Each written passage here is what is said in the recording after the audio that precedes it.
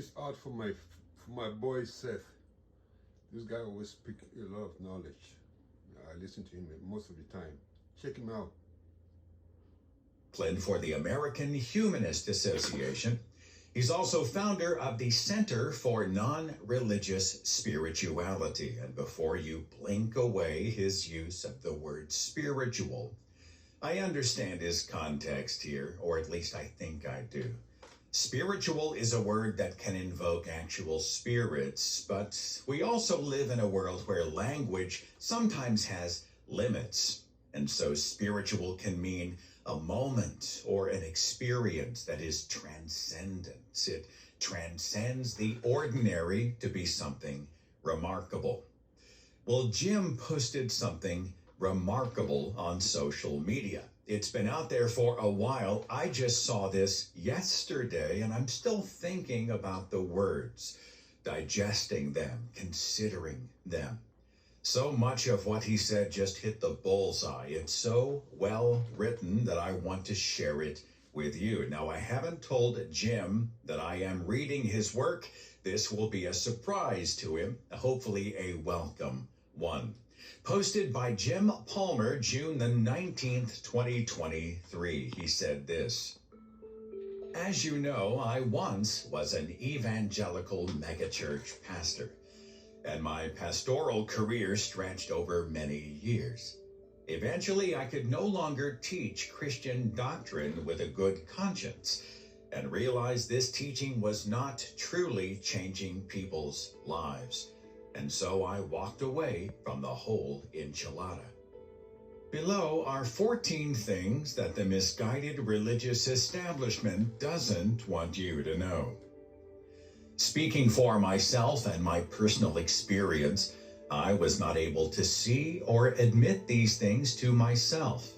I truly got into ministry initially because I wanted to make a difference and help people. And I relied on the belief system I learned as the proper framework to achieve this. It took a lot of post-religion reflection to see the ways this belief system was hurting people. I offer the below list in hopes that you might disentangle yourself from harmful beliefs and attitudes impacting your life.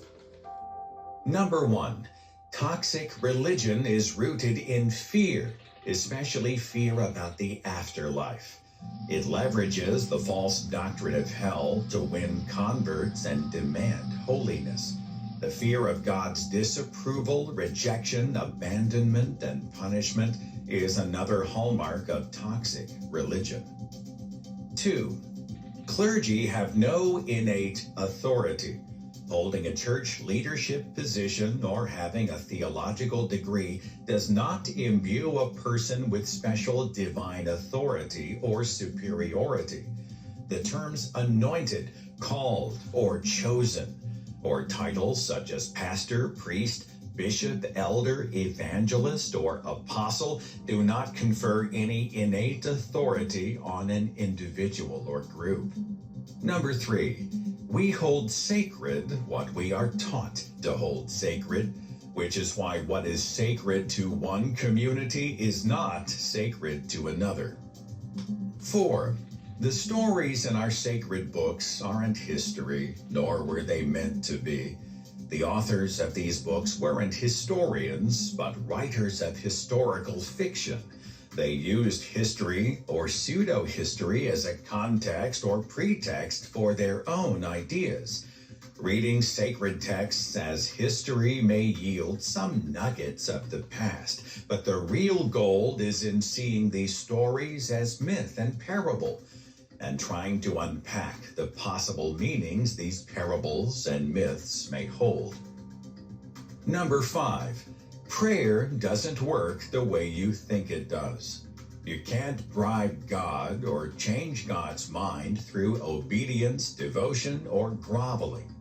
The underlying theistic premises of prayer are untenable. 6, anything you claim to know about God, even the notion that there is a God, is a projection of your psyche. What you say about God, who God is, what God cares about, who God rewards, and who God punishes, says nothing about God and everything about you. If you believe in an unconditionally loving God, you probably value unconditional love. If you believe in a God who divides people into chosen and not chosen, believers and infidels, saved and damned, high caste or low caste, etc., you are likely someone who divides people into in-groups and out-groups, with you and your group as the quintessential in-group. God may or may not exist, but your idea of God mirrors yourself and your values. 7. Nobody is born Jewish, Muslim, Hindu, Catholic, Protestant, etc. People are born human and are slowly conditioned by narratives of race, religion, gender, nationality, etc. to be less than human. 8. Theology isn't the free search for truth, but rather a defense of an already held position. Theology is really apologetics, explaining why a belief is true rather than seeking out the truth in and of itself. All theological reasoning is circular, inevitably proving the truth of its own presupposition. Number 9. Becoming more religious cannot save us. Religion is a human invention reflecting the best and worst of humanity. Becoming more religious will simply allow us to perpetuate compassion and cruelty in the name of religion. Because religion always carries the danger of fanaticism, becoming more religious may only heighten the risk of us becoming more fanatical. Number 10. Becoming less religious cannot save us. In fact, being against religion can become its own fanaticism. Becoming less religious will simply force us to perpetuate compassion and cruelty in the name of something else. Secular societies that actively suppress religion have proven no more just or compassionate than religious societies that suppress secularism or free thought. This is because neither religion nor the lack of religion solely nullifies our human potential to act out of ego, greed, fear, hostility, and hatred. 11. A healthy religion is one that helps us own and integrate the shadow side of human nature for the good of person and planet, something few clergy are trained to do. Clergy are trained to promote the religion they represent. They are apologists, not liberators. If you want to be more just, compassionate, and loving, you must do the personal work within yourself and free yourself from the conditions that lock you into injustice, cruelty, and hate. And this means you have to free yourself from all your narratives, including those you call religious. Number 12. Religious leaders claim that their particular understanding and interpretation of their sacred books should be universally accepted. Religious leaders often say, "My authority is the Bible." It would be more accurate for them to say, "My authority is what they taught me at seminary the Bible means." People start with flawed or false presuppositions about what the Bible is, such as the Bible was meant to present a coherent theology about God, or is a piece of doctrinal exposition. The Bible is the inerrant, infallible, and sole message, words of God to the world. The Bible is a blueprint for daily living. Too often, religious leaders make God about having correct theology. There are a lot of unhappy, broken, hurting, suffering, depressed, lonely people in church with church-approved theology. Number 13. If your livelihood depends on the success of your church as an organization, it doesn't take a rocket scientist to see that you will mostly define and reward Christianity as participation in church structures and programs.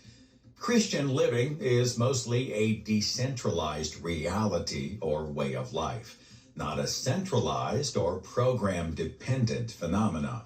Church attendance, tithing, membership, service, and devoted participation become the hallmarks of Christian maturity. And number 14, you are capable of guiding your own spiritual path from the inside out and don't need to be told what to do. You naturally have the ability, capacity, tools, and skills to guide and direct your life meaningfully, ethically, and effectively through the use of your fundamental human faculties, such as critical thinking, empathy, reason, conscience, and intuition.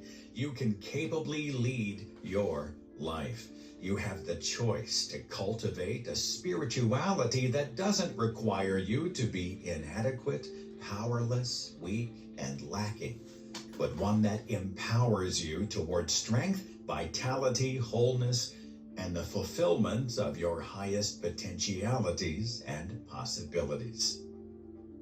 I have provided a link to Jim Palmer's post in the description box of this video, so read it, share it, have conversations about it, debate over it. I know I've had a debate in my own mind, specifically about one claim that he made, where secular societies that actively suppress religion have proven no more just or compassionate than religious ones. I don't know that I would use the word suppress. The idea is not to remove someone's right to free expression and private religious belief, but I really am convinced that a less superstitious world, meaning that we have less superstition-excused bigotry, apocalyptic thinking, and a greater tethering to the real world and each other as part of the human condition, I do tend to think that that would be a more just and compassionate world.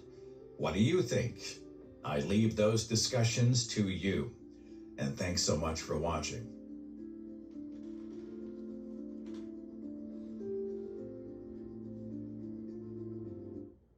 For my own idea, there I say the secular, the non-believers, the secular thing is not different from the religious people too, because they impose very hard means the other way forward.